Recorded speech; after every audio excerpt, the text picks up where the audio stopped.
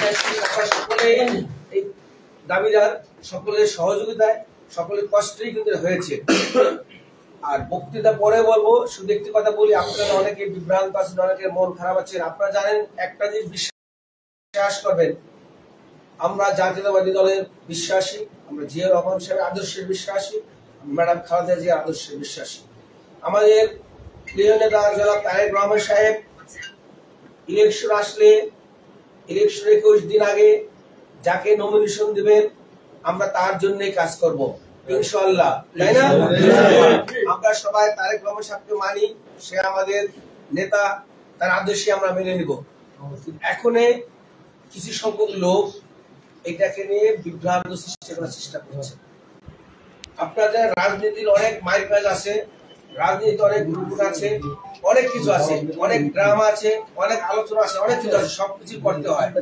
সবকিছু হচ্ছে আমাদের সাথে 15 বছর যারা আমরা যেই দলের জন্য 15 বছর আমরা মিথ্যা অপবাদ নিয়েছি, জামাত, সে জামাত কি আমাদের কাছে আছে?